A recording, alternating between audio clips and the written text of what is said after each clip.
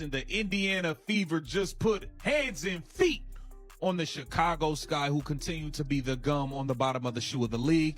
This was what I expected. There was a point where the Chicago Sky made a run and made the game too close for my liking. We will get to that, but let's make no mistake about this game. This was the Kelsey Pistol Mitchell show. This was the Kelsey Pistol Mitchell show. But also, let's take a moment for KK, okay? She's that moment today. She's that girl always. Thank you. Nothing like getting a nice little hug. The Caitlin Clark versus Angel Reese rivalry is a myth. While the world is distracted by talk shows, social media drama, and celebrity soundbites, the scoreboard is screaming a truth that nobody wants to admit.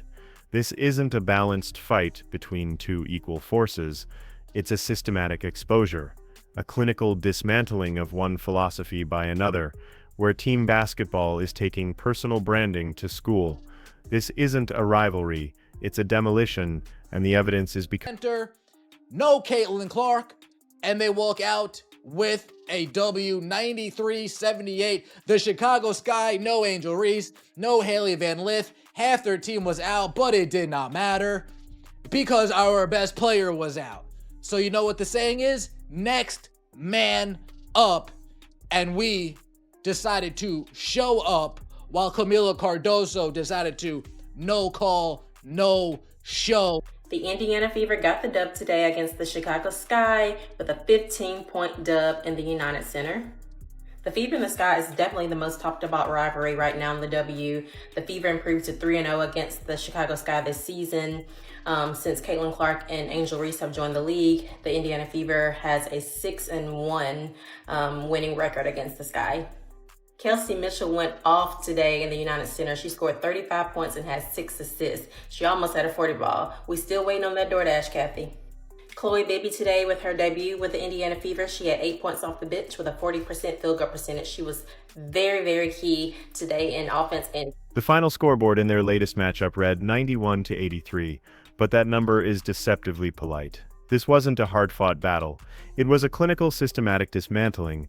The Indiana Fever didn't just win, they delivered a masterclass.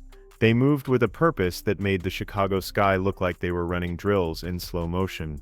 While the Sky scrambled, the Fever executed. Every pass was crisp, every screen was deliberate, and every shot felt like another nail in a coffin. Put them in a ditch, and Michaela Timpson treating the Chicago Sky like a bunch of Simpsons. Oh boy, oh boy, oh boy. Kelsey Money Mitchell erupted today. Michaela Timpson continues to show every time you put her in the game, every time you give her some actual quality minutes, she will not disappoint. The Brick Lane sloth wasn't sitting out faking a back injury, but she's sitting up and down on the goddamn bench. Maybe if y'all wouldn't have drafted the worst fucking basketball player of all time, I spaced too far apart Reese. Maybe if the Black Clan didn't make up all of y'all stupid ass fan base, hit the gym, work on some work ethic, then maybe y'all team could have got a win today. At the heart of it all was Caitlin Clark, not just as a scorer, but as the conductor of an orchestra that was finally playing in perfect harmony. She finished the game with 23 points, 9 assists, and 8 rebounds, but her true impact wasn't in the box score. It was in the rhythm of the game. Watch her.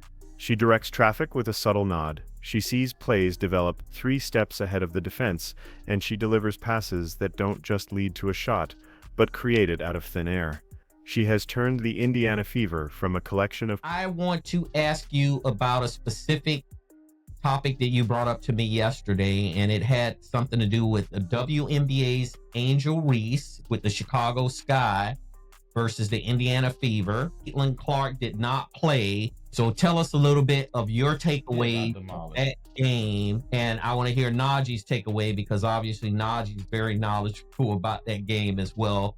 What did Angel Reese do or did not do to help her team win or lose, in other words? Man, they got bit off, man, and they just got wet, man. But while Clark was rewriting the playbook, Her counterpart was busy writing a different kind of story. Angel Reese is a phenomenon.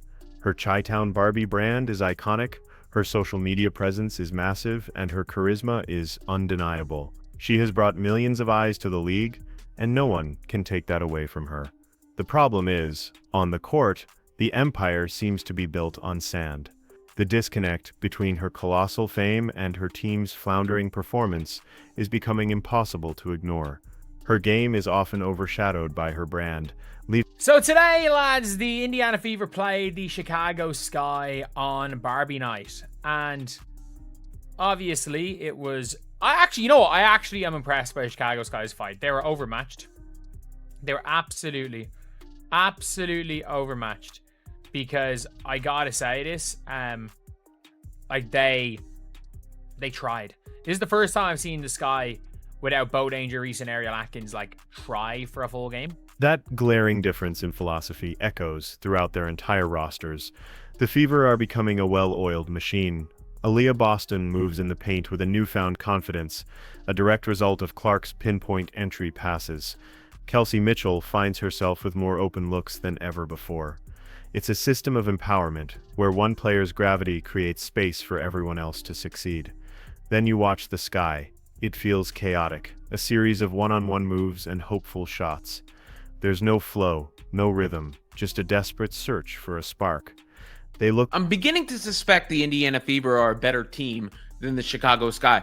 Don't ask me why I believe that or think that. It's just a sneaking suspicion that I have. I mean, it could be the fact that the Fever spank them every time they play.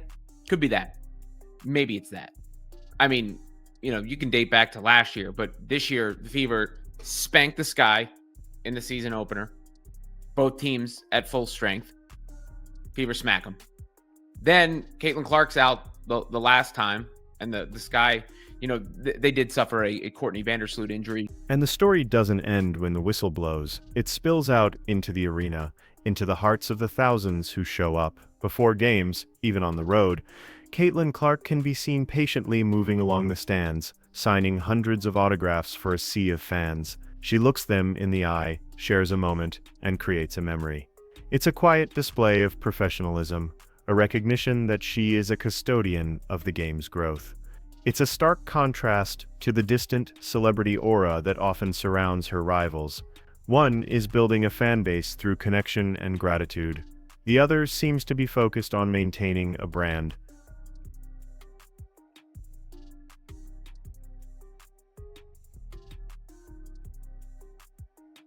I gotta say, it was a big game. But if you guys didn't see before the game, and this is one of the things where it's I think this is a big reason why Caitlin Clark is, in general, so popular. Caitlin Clark spent 20 minutes signing autographs. She made her way 2/3 of the arena. She signed literally hundreds of autographs. And if you guys didn't see that game today, there were as many Fever fans as there were Sky fans. So Caitlin Clark is not playing the game. And by the way, people didn't know whether or not Caitlin was playing that game until the very end. There are hundreds of fans that were there to see Caitlin Clark play. On the off chance Caitlin Clark would be able to sign. This on-court disparity has created a deep-seated frustration, and sometimes that frustration boils over. We've all seen the clips, the shoulder check from Chennedy Carter, the hard fouls, the aggressive posture. On the surface, it's chalked up to welcome to the league moments. But look closer, it's the physical manifestation of helplessness. It's what happens when you can't stop someone with skill, so you resort to force. These aren't acts of competitiveness, they are admissions of defeat. It's the Sky's silent scream, a desperate attempt to throw a wrench in a machine they have no idea how to dismantle. Everything was in the flow of the offense. Effortless, man. We got to give love to Kelsey Mitchell. 12 of 19 from the floor, 7 of 10 from 3, 35 points. Straight stirring the pot. She was cooking their ass today. Kelsey Mitchell was on one. She was a plus 25 for the game. The Chicago Sky are a flat-out joke. This team is terrible. No Angel Reese today. I don't believe it would have mattered. It would not have mattered if she played today or not. This team is bad. Now, on the bright side for the Chicago Sky, hey, you only lost by 15 today. You didn't lose by 40 like last game. So things are on the up and up. Ultimately, this all points to a bigger question about the future of the league. We are watching two blueprints for success being tested in real time. Is the WNBA's explosive growth best sustained by the Caitlin Clark model, a foundation of transcendent skill, quiet leadership, and team-first basketball, or does the path forward lie with the Angel Reese model, a powerful brand, magnetic personality, and a narrative fueled by drama and celebrity? Both are undeniably bringing attention to the sport, but only one seems to be building something that lasts on the hardwood. The other is building a media empire that is... The Sky were there, and Reese was there, and the Fever spanked them. Then this time around, both teams dealing with injuries. Sky really decimated by injuries, to be fair. Rachel Banham carrying the slack a lot for them. But Caitlin Clark still out for the Fever. And once again, the Fever spanked the Sky. So no matter what context, what part of the season, however you want to frame it, the Fever are a better team than the Chicago Sky, and the Fever are starting to really find their stride. They're really starting to find their stride. Obviously, they're able to get into a little bit of a rhythm without Caitlin Clark, knowing Caitlin Clark is going to be out for... True leadership isn't measured when you're winning, it's revealed when you're being punched in the mouth. When the Fever face a scoring drought, watch Caitlin Clark. She doesn't pout. She doesn't assign blame. She gathers her teammates, communicates on the bench, and calmly dissects what needs to change. Her composure is contagious. Now look at the Sky when the momentum shifts against them. You see slumped shoulders, frustrated gestures, and a palpable disconnect. Instead of a leader stepping up to calm the waters, there's a vacuum. The energy dissolves into individual anxiety. So the Indiana Fever played the Chicago Sky on Barbie Night, of which Angel Reese was not in the game.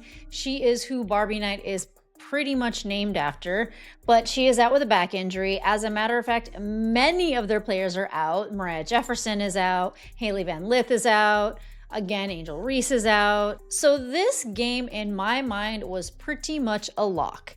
And I gotta say, it was not the funnest. Let's be honest about the third player in this game, the media machine. The Clark versus Reese narrative is an editor's dream because conflict sells.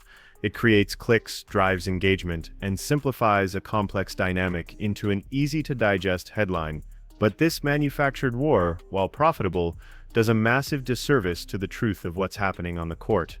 It forces a comparison that at this moment, Angel Reese cannot win from a purely basketball. A superstar's gravity should lift everyone around them. For the Indiana Fever, this is becoming a fact.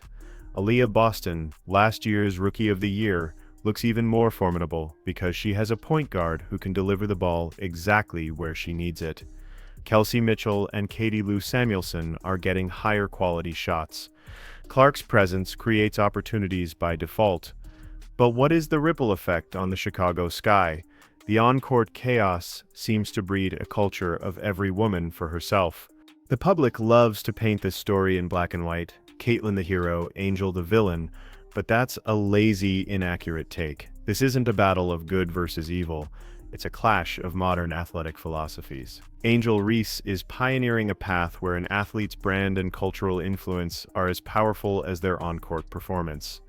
There's nothing inherently wrong with that. It's a smart strategy in the age of endorsements and social media.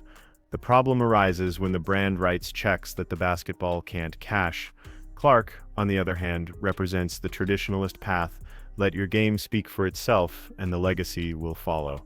The real villain here isn't a person. So let's stop calling this a rivalry. It's not. A rivalry requires a fight between equals, and what we're witnessing is an execution. It's a conflict between substance and style, between a team and a brand, between a conductor and a celebrity. The real battle isn't for this season's championship, but for the very soul of the game. It's a fight to define what legacy will mean for this new explosive era of women's basketball. And right now, the scoreboard is telling a story that is far more revealing than any hot take or viral